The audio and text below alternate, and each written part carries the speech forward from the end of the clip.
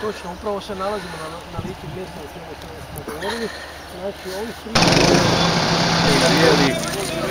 s jedne strane retencija Lonjsko polje od Siska, kao što vidite dobro je u ovom trenutku utvrđen.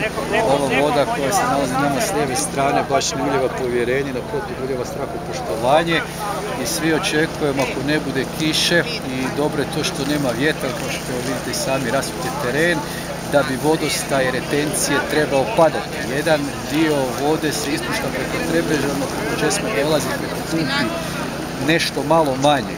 Dakle, već 15-20 cm pada retencije bi značilo jako puno. Značilo bi da smo utvrdili krunu nasipa i značilo bi da više neće doći do rasipanja zemlje. S desne strane, kao što vidite, tovare se i rade se zečji nasipi, prema tome nema razloga panici jer na nekoliko mjesta ovih 5 km, što je sasvim normalno, voda ide zapravo kroz sam nasip, dakle nigdje se ne preljeva i tamo gdje se voda izlije, tamo se rade zečji nasip i voda se zaustavlja. To je dakle u ovoj situaciji sasvim normalno, 5 km nasipa treba štititi.